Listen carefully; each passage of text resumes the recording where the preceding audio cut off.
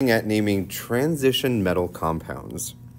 Well, up until here, we've probably named simple compounds like something like NaCl, and that we would simply name as sodium chloride. Just putting that out there as a little side note. We've named things like BaCl2 as barium chloride. We might have named things like SRO as strontium oxide. But now we're going to look at transition metal compounds. Let's look at these examples here. What is different involving the naming of compounds with transition metals? Take a moment to look here. I'll try and point out some things. I'm going to highlight them. Maybe you notice that there are these weird letters that show up in the middle of names. You might also notice that I could have iron in 2 compounds, or I could have osmium in 2 compounds. How is that possible? That's the 2 different compounds that, like, even look at the iron chloride. What's this iron 2 and iron 3? So let's write this down. We're going to have to define that in this notes. We see like these letters, like I, IV, I see like a 3, I see like a V. Maybe you already know what these are. And then I see more than one of the same 2 elements.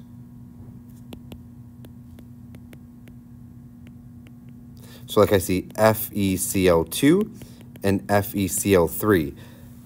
They're both, to us, would be iron chloride, but there's something different about them. So let's talk a little bit more about why they're different. So tin, which is an element, Sn, it's a transition metal, Sn, can form 2 different compounds with bromine. We have SnBr2 and SnBr4. If we were to use our old rules, what would both of these compounds be called? Take a moment. Both of them would be called tin bromide. Why is this a problem? Well, how do I know which one I'm using?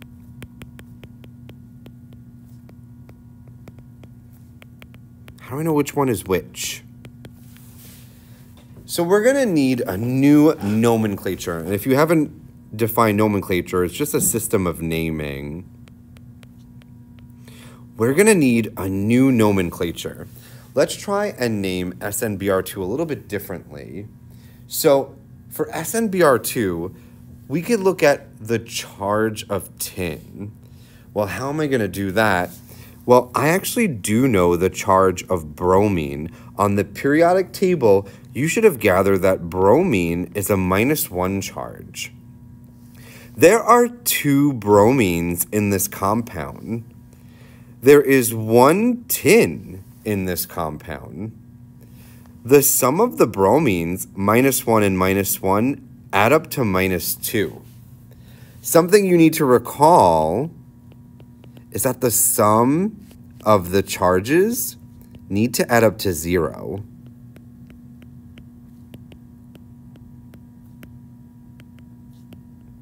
So what number, when added to -2, gives me 0? And hopefully you're saying +2. That means the charge on tin is +2, and the charge on bromine, we already know, is -1. If I want to write a compound that has tin with a +2 charge and bromine or bromide, the name of this would be tin. We call this Roman numeral 2, bromide. We're going to see that I'm going to need Roman numerals in names with transition metals to represent the charge. Roman numeral is equal to the charge.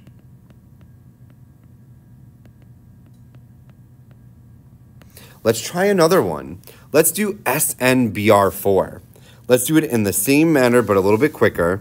We have Sn.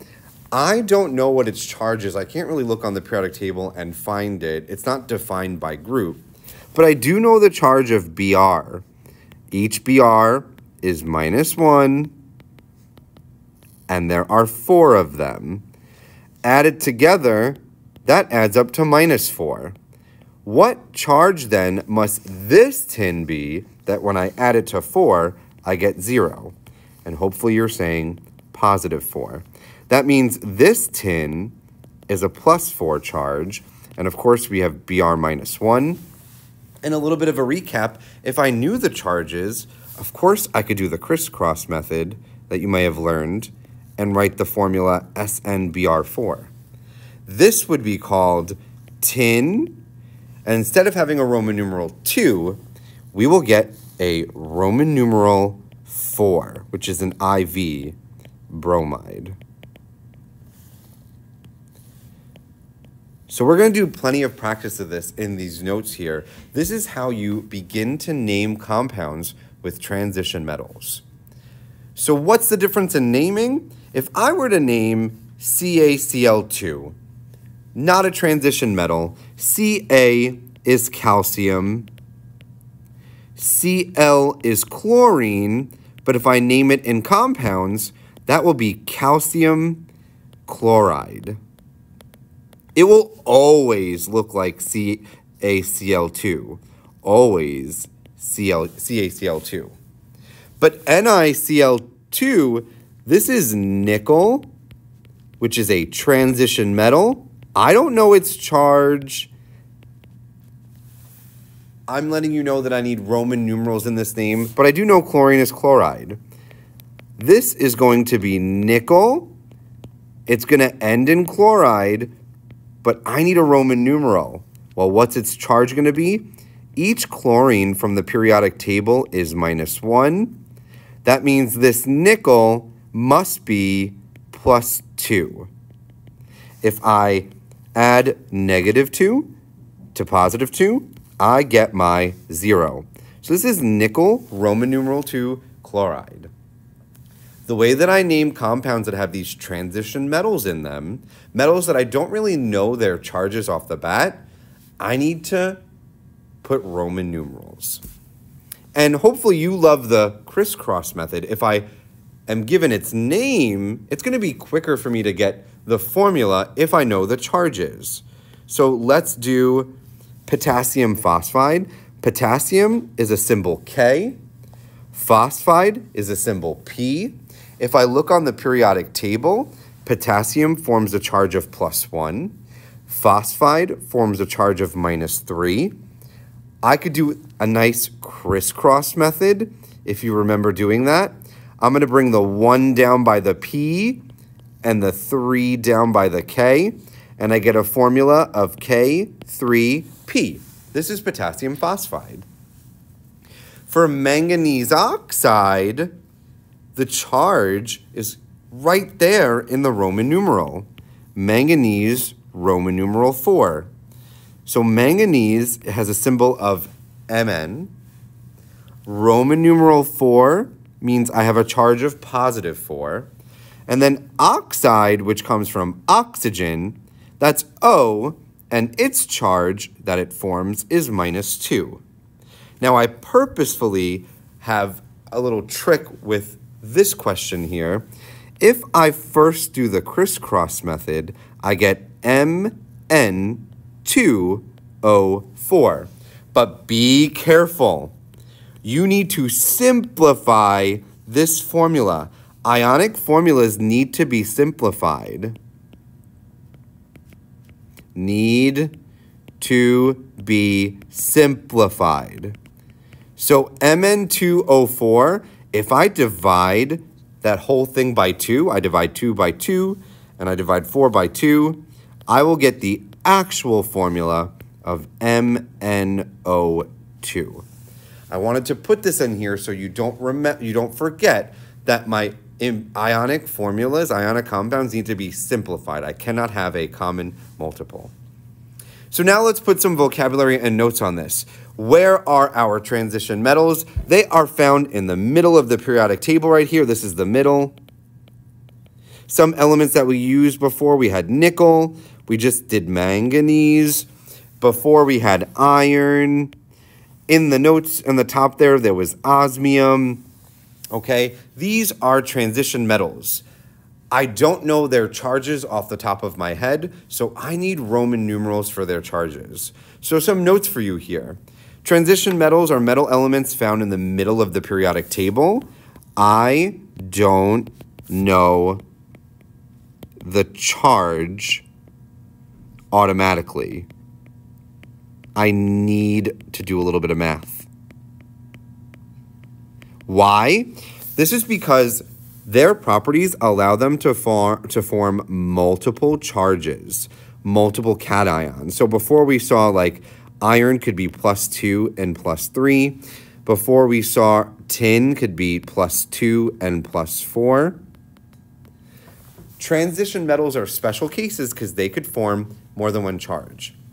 And then right here, you saw me putting in Roman numerals. Here are the top 10 Roman numerals that you need to know. Of course, you could use your notes here to cross-reference them, but here they all are 1 through 10. It gets fun at 4. 4 is like a 1 in front of a V. V is 5. Then 6, 7, 8 are V +1, +2, +3. And then 9 gets fun because X is 10. A 1 in front of an X is 9. And then here are more examples right here for you. FeO is iron 2 oxide. Another common name, if you were to look on the internet, would be ferrous oxide. Those are old names. This ferric and cupric and plumbus, those are old names and the reasons why the symbols look like that. Look at the symbols. Copper is Cu on the periodic table, but it's spelled Co, and it's because its old name was cupric. So these are just some more examples for you to see where the Roman numeral equals the charge. We're just going to circle or highlight here. For FeO, the Roman numeral is 2, the charge is 2. For copper, in copper iodide here, copper Cui2, the charge of copper is 2, it's Roman numeral 2. For iron oxide here, Fe2O3, the iron Roman numeral is 3 because the charge is 3. For lead Roman numeral 2 chloride, the charge is +2. Lead's charge is +2. You will be watching a video after this to help you out. This is a Tyler DeWitt video. I would say making sure that you have more examples to see, but this is the math involved, and we just did that. If I wanted to figure out the charge of iron in FeCl3 here as an example, we did this math above. I know that the charge of chlorine is -1 according to the periodic table. This little subscript 3 means that there are 3 of them. That has a total charge of -3. There's only 1 iron, which means the sum of its charges need to add up to 0. In order for that to happen, the charge of iron is +3, and its name would be iron 3 chloride. Let's do some guided examples to end our video notes here. FeBr3, I'm going to do the math on the side here. I know that Br is -1. There are 3 Brs. That means it's -3. That must mean that this iron is +3 in order to get 0. If I know that the charge of iron is +3, the name of this would be iron, Roman numeral 3, bromide. And don't forget, up above we have all of the Roman numerals. So if you need to go back and check the Roman numerals, they are there. Let's do the next one, TiO. Ti is titanium. I don't know its charge, it's a transition metal. O is -2. This math becomes easy because what, when added to -2, gives me 0? That's +2. The charge of Ti titanium is +2. Its name will be titanium, Roman numeral 2, oxide. I'm going to show you a trick for the next two. You can begin by writing the names and then go back and figure out the charges. So I'm going to do this in a different color. Ru and P. Ru on the periodic table is ruthenium, one of my favorite elements. And P is phosphorus, which in a name becomes phosphide. I know I'm going to need a Roman numeral here later. I'm going to skip that for a moment and go back. Let's do Zr. Zr is zirconium. Oops, spelled that wrong. Zirconium. F, we may already know, is fluorine, which named would be fluoride. And I'm going to put parentheses here because I know I need Roman numerals. Now let's double back and solve for the charges. For this one, for number 3 here, phosphide is in a group that has a charge of -3. There's only one of each of them, which means that ruthenium must be +3. And so ruthenium has a charge of +3, which means its Roman numeral will be 3. Finally, let's do zirconium. Zirconium is Zr, as we saw. F has a charge of -1. There are 6 of them, which means their total charges are -6. What must the charge of zirconium then be that if I add it to -6, I get 0? Hopefully you're screaming +6, which means I need a Roman numeral 6. You're going to love the last 4 problems. If you know the crisscross method, writing formulas for transition metals is super quick because it tells you the charge of one of the elements. So let's do iron, Roman numeral 2 oxide. Iron is Fe, oxide's O. Iron, Roman numeral 2 means I have Fe plus 2. Oxide means I have O2 minus. If I just do the crisscross method, I'll do 2 over here, 2 down here, Fe2O2, and call it a day. Anybody screaming at the screen? That is not the correct formula. We need to simplify. Simplify by dividing by 2. Ionic formulas need to be in the simplest ratio. So divide both of these by 2, and I get FeO. Cool. Let's do the next one. Osmium, Roman numeral, this is a 4, so it's +4. Phosphide, which is a -3. So osmium is a +4 charge. Phosphide is a -3 charge. Let's do the crisscross method, a nifty way. 4 is going to go down by the P. 3 is going to go down by the OS. OS3, P4. Nice. Last 2, I get cobalt, which is a symbol of CO. How am I doing this? Of course, I know the elements. You could look on the periodic table. I'm going to go up a bit. You could always look on the periodic table and try and find the elements and their names and symbols, right? I just labeled osmium and cobalt right there. You could find their symbols and their names. Going back. Cobalt, there's a Roman numeral 3, which means cobalt is a +3 charge. Nitride is -3. If I do the crisscross method quickly, I'll get CO3N3.